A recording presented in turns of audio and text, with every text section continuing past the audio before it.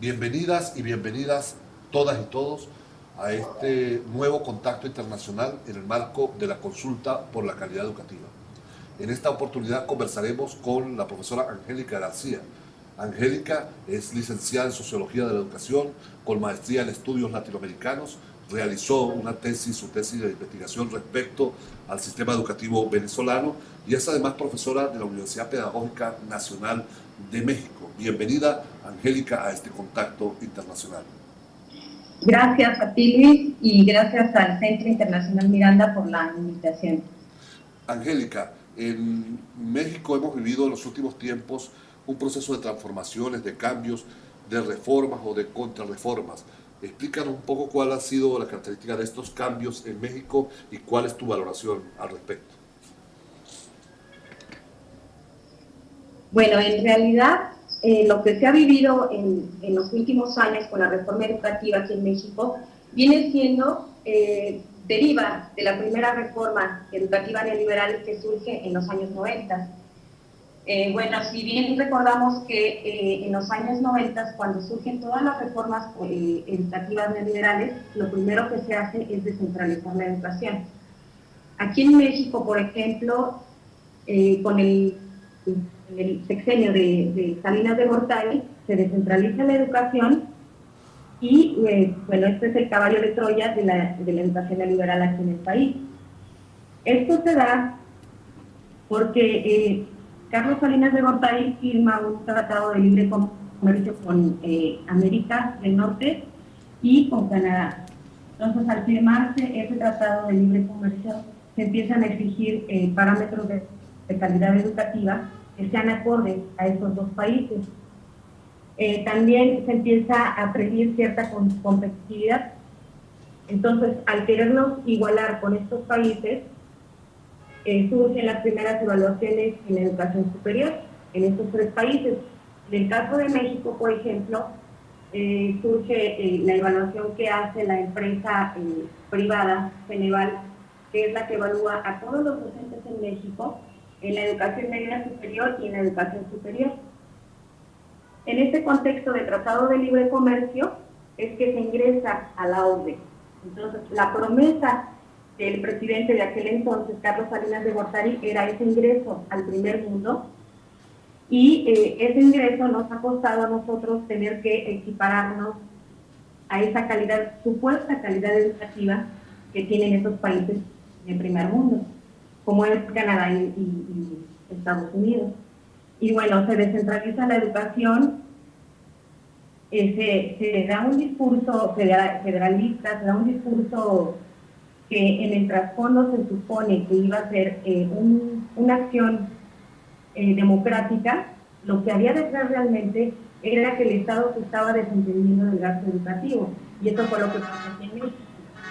Los estados comienzan a recibir cierta cantidad de dinero que es muy mínima para las necesidades educativas que hay, y el gobierno federal, a través de la Secretaría de Educación Pública, se queda con la parte normativa, y ellos son quienes dirigen el calendario escolar, quienes hacen los libros de texto, y bueno, justamente se da ese desentendimiento de presupuesto en materia de política educativa aquí en México. Y bueno, esto en educación básica se refleja en un acuerdo que se firma también en esos años, en 1992, que se le llama el Acuerdo Nacional para la Educación Básica, Acuerdo Nacional para la Modernización de la Educación Básica, y esto se pretendía, lo que pretendía el gobierno de Carlos Salinas de Gortari era también reducir ahí el presupuesto. Ahí surge carrera magisterial, se comienza a evaluar a los profesores desde entonces, y se reformula el artículo 3, y bueno, esto da un salto también al año 2000, más o menos, en el sexenio de Vicente Fox, donde surge también por primera vez el Instituto Nacional de Evaluación Educativa, y comienza a título una serie de evaluaciones a nivel nacional, evaluaciones a los docentes, evaluaciones a los alumnos y evaluaciones también a los institutos de educación. Por ejemplo, también en ese sexenio se empieza a evaluar a las escuelas en un proyecto que se llama Escuelas de Calidad. Y aquí también hay un desentendimiento por parte del Estado en materia de gasto educativo, porque se supone que el instituto o la escuela que se elige como escuela de calidad tiene que presentar aquí un proyecto. Aquí el gobierno destina, digamos, cierta cantidad de dinero y los padres de familia o alguna institución privada pone la otra parte, pero lo que hay detrás es realmente una privatización de la educación. Y a eso se le llama educación de calidad. Esa es una escuela de calidad aquí en México. Ahora con la reforma de Peña Nieto se le llama escuelas de excelencia. Bueno, entonces aquí Peña Nieto lo que hace es como darle ese cierre de educación liberal que surge en 1992, da un salto en el 2000 con Vicente Fox, y después otro salto en el 2008 con Felipe Calderón, que también le hace algunas modificaciones a la Constitución, modifica el artículo 23, anexa algunas fracciones y todo con la finalidad de ingresar mecanismos de promoción, profesionalización para docentes. Ahora bien, eso ha implicado también una incorporación a las pruebas PISA. México está participando en las pruebas PISA con resultados que justifican mucho más ese camino que tú señalabas. Háblanos un poco cuál es la perspectiva de los maestros respecto a PISA en la actualidad. Bueno, después de 7 años, el deterioro de la educación ha sido aún más grave, precisamente porque México ha querido copiar la forma en que se aplica esa prueba PISA, y aquí en México ha sido a través de la prueba enlace. Por ejemplo, en el sexenio de Vicente Fox, en el año 2006 se aplicó por primera vez esa prueba enlace, y es una copia, como dicen aquí los profesores, una copia chafa de lo que es la prueba PISA. Esta prueba todos sabemos que es una prueba que está hecha a través de habilidades y destrezas, ¿no? Que la parte pedagógica está completamente ahí anulada, y aquí en México se hace una copia de esta prueba y se comienza a evaluar a los alumnos en las aulas, en educación básica, en educación media, en la media superior y en la secundaria. Entonces, bueno, se empieza a evaluar a los alumnos a través de la prueba de enlace, y pervierte esta prueba a todo el sistema educativo, porque se les comienza a los profesores a dar estímulos en base al resultado de la prueba enlace. Eso significa que los profesores empiezan a degradar, digamos, todo el proceso de enseñanza-aprendizaje en el aula, porque se dedican a enseñar a los alumnos a llenar ovalitos, a llenar esa prueba, y no es precisamente una clase con algunos contenidos pedagógicos. Más bien, esta prueba enlace se convirtió en el punto nodal de la educación en México. A través de esa prueba se podría decir o se dictaba que era un profesor de calidad, que era una escuela de calidad y que era hasta un niño de calidad, ¿no? Ahora incluso hay académicos que dicen que la lucha de clases se está viviendo en las aulas a través después de los resultados de esta prueba. Esta prueba se a principios del 2014, pero el gobierno amenaza con volver a sacar otro tipo de evaluación en el 2015. Ahorita hay como un descanso, una pausa en esa prueba enlace, que bueno, pues, como decíamos, es la copia de la prueba PISA, y que esto resurge o deriva de nuestro ingreso a la OCDE en 1992. Paralelo a este proceso se genera una transformación de la carrera docente, del régimen de estabilidad y el régimen de evaluación de los docentes. Conversan un poco más al respecto. Bueno, en el 2008, ya en el sexenio de Felipe Calderón, también se reformula la educación, bueno, nace la nueva reforma educativa neoliberal, y esta reforma propone que los profesores sean evaluados, que sea algo oficial, que sea obligatorio, y surge el primer concurso para la obtención de plazas para los profesores. Se da toda una perversión ahí detrás de este concurso para la obtención de plazas, porque el Sindicato Nacional para los Trabajadores de la Educación empiezan a negociar con estas plazas. Entonces, lo que había detrás era una negociación, digamos, de plazas entre el gobierno federal y el Sindicato Nacional de Trabajadores de la Educación, que digamos que en 4 sexenios ellos son los que han dirigido la política educativa aquí en México. Se ha hecho esta reforma educativa en estos 4 sexenios como una reforma político-electoral, porque el Sindicato Nacional de Trabajadores de la Educación está coludido con el gobierno federal. Ya ahora con Peña Nieto se dice que es una reforma político-empresarial, porque aquí el pacto se da más bien con empresas privadas. Aquí Mexicanos Primero, junto con la OCDE, metieron mano al artículo 3º y al artículo 73 de la Constitución. Esto significa que, por ejemplo, los profesores, se violen todos los derechos laborales del profesor, porque, van a ser evaluados, va a ser una evaluación obligatoria. Aquí se cierra el círculo de la ACE, de la Alianza por la Calidad de la Educación, que surge en el 2008, y también lo que es muy peligroso es que el Instituto Nacional de Evaluación Educativa se eleva a rango constitucional, y esto significa que la evaluación de los profesores será regida a través del Instituto Nacional para la Evaluación de la Educación en un discurso, digamos, con los organismos internacionales. Aquí, por ejemplo, la Secretaría de Educación Pública se subordina a este Instituto Nacional de Evaluación Educativa, y en adelante será el Instituto Nacional de Evaluación Educativa el que rija parámetros, estándares de evaluación hacia los docentes, hacia los alumnos y hacia la escuela. Ahora, tú eres docente de la Universidad Pedagógica Nacional de México. Toda esta transformación del sistema educativo de primaria, el bachillerato, educación inicial, seguramente ha implicado una transformación de la formación docente en la pedagógica. ¿Cómo ha vivido el pedagógico y la formación de docentes los cambios que se han dado en los últimos sexenios?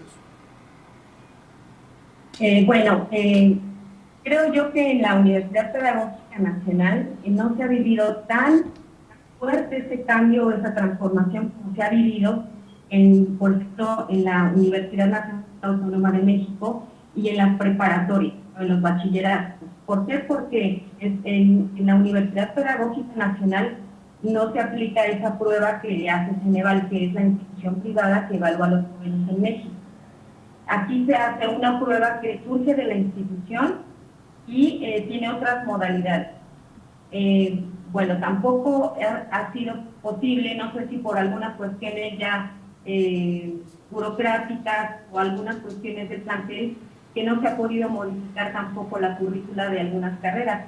Por ejemplo, en administración educativa o en psicología educativa ha habido muchos cambios, pero en la carrera de sociología de la educación aún no hay una currícula que lleve a cabo este nuevo cambio de la educación por competencia. O sea, no ha sido el cambio tan brutal como ha sido en la UNAM o como ha sido en el bachillerato o en las preparatorias. Ahora bien, si bien es pertinente defender la organización sindical, el trabajo gremial, también es cierto que hay una serie de corporativismo sindical que no permite que se haga un debate adecuado sobre las necesarias transformaciones de la formación docente. Para ti, hoy en día, ¿cuáles son las prioridades de transformación en esos diseños curriculares para formar a los nuevos maestros, a los nuevos profesores? Precisamente de ahí del Sindicato Nacional de Trabajadores surge una ala democrática de profesores que surgen de ahí del sindicato, que se dedican a cuestionar al gobierno y que se dedican a cuestionar todas las reformas educativas que saca cada presidente, cada sexenio, y digamos que la esperanza se mantiene ahí porque es un movimiento que es la Coordinadora Nacional de Trabajadores de la Educación, que se moviliza cada que se aplican estas reformas, y ahí es donde estamos nosotros presentes, ¿no? Ellos tienen trabajo, digamos, de base en algunos estados de la República, que son, bueno, en algunos estados del sur, que es por ejemplo Michoacán, Oaxaca, Guerrero, que son los estados más afectados con estas reformas. Y bueno, ahí se ha logrado no aplicarse algunas pruebas hacia los docentes, algunas evaluaciones, y también bueno, se han podido boicotear las pruebas enlace, ¿no? Cuando estaban en ese momento. Entonces, hay gente ahí trabajando en esa transformación, hay escritos, hay libros, hay toda una serie de críticas hacia el Estado y hacia los docentes, y en ese sentido, bueno, se pretende, yo, bueno, también, si algún día puedo trabajar con ellos, igual, sí tienen una visión más crítica de la educación.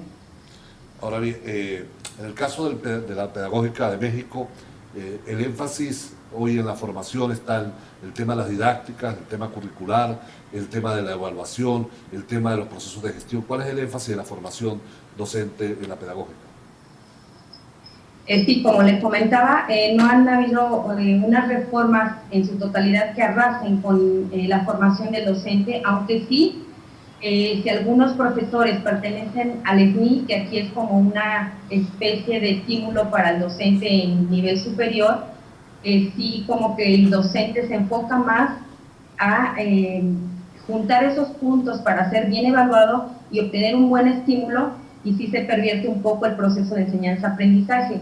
Los profesores, por ejemplo, aquí deciden mejor abandonar las aulas que, bueno, para ir detrás, digamos, de esta puntuación, ¿no?, que se está obteniendo con el estímulo que se está dando.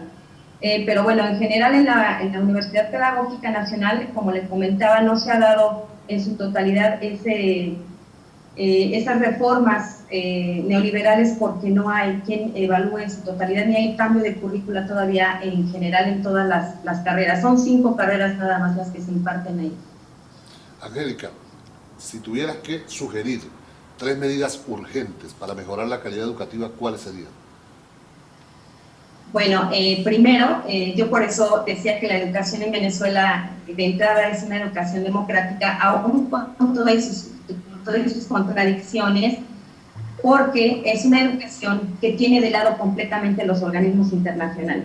Entonces aquí se necesita, primero, hacer a un lado toda esta política educativa neoliberal que proviene de los organismos internacionales, y después ver las necesidades del país para poder lograr un desarrollo interno y no transnacionalizado, que es lo que se está llevando a cabo en las aulas aquí en México. Se está educando a niños para las transnacionales, y se está desmantelando completamente todo el Estado benefactor, convirtiéndose ahora en un Estado evaluador, como dice Javier Mendoza Rojas, un académico de la UNAM.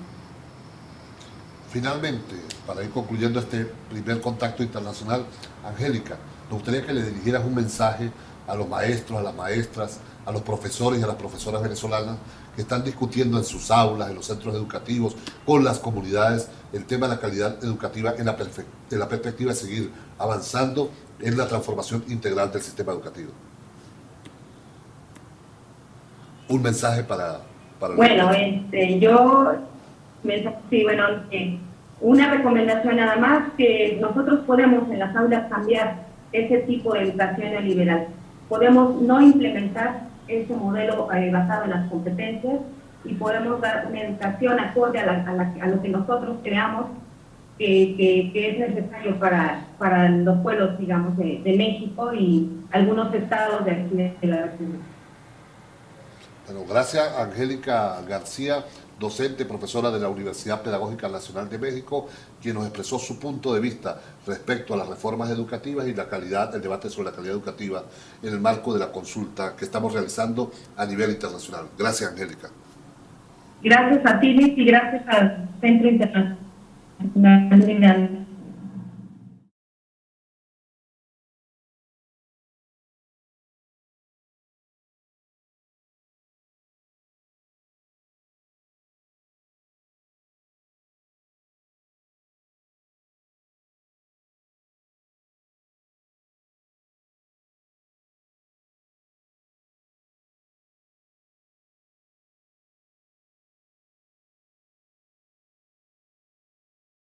Bienvenidas y bienvenidas todas y todos a este nuevo contacto internacional en el marco de la consulta por la calidad educativa. En esta oportunidad conversaremos con la profesora Angélica García. Angélica es licenciada en Sociología de la Educación, con maestría en Estudios Latinoamericanos. Realizó su tesis de investigación respecto al sistema educativo venezolano y es además que en los años 90, cuando surgen todas las reformas educativas neoliberales, lo primero que se hace es descentralizar la educación. Aquí en México, por ejemplo, con el sexenio de Salinas de Gortari, se descentraliza la educación y, bueno, este es el caballo de Troya de la educación neoliberal aquí en el país. Esto se da porque Carlos Salinas de Gortari firma un tratado de libre comercio con América del Norte y con Canadá. Entonces, al firmarse ese tratado de libre comercio, se empiezan a exigir parámetros de calidad educativa que sean acordes a estos dos países. También se empieza a prever cierta competitividad. Entonces, al querernos igualar con estos países, surgen las primeras evaluaciones en la educación superior en estos tres países. En el caso de México, por ejemplo, surge la evaluación que hace la empresa privada Ceneval, que es la que evalúa a todos los docentes en México en la educación media superior y en la educación superior. En este contexto de Tratado de Libre Comercio es que se ingresa a la OCDE. Entonces, la promesa del presidente de aquel entonces, Carlos Salinas de Gortari, era ese ingreso al primer mundo, y ese ingreso nos ha costado a nosotros tener que equipararnos a esa calidad, supuesta calidad. Es profesora de la Universidad Pedagógica Nacional de México. Bienvenida, Angélica, a este contacto internacional. Gracias a ti, Luis, y gracias al Centro Internacional Miranda por la invitación. Angélica, en México hemos vivido en los últimos tiempos un proceso de transformaciones, de cambios, de reformas o de contrarreformas. Explícanos un poco cuál ha sido la característica de estos cambios en México y cuál es tu valoración al respecto. Bueno, en realidad lo que se ha vivido en los últimos años con la reforma educativa aquí en México viene siendo deriva de la primera reforma educativa neoliberal que surge en los años 90. Bueno, si bien recordamos la educativa que tienen estos países del primer mundo, como es Canadá y Estados Unidos. Y bueno, se descentraliza la educación, se da un discurso federalista, se da un discurso que en el trasfondo se supone que iba a ser una acción democrática. Lo que había detrás realmente era que el Estado se estaba desentendiendo del gasto educativo, y eso fue lo que pasó aquí en México. Los estados comienzan a recibir cierta cantidad de dinero, que es muy mínima para las necesidades educativas que hay, y el gobierno federal, a través de la Secretaría de Educación Pública, se queda con la parte normativa, y ellos son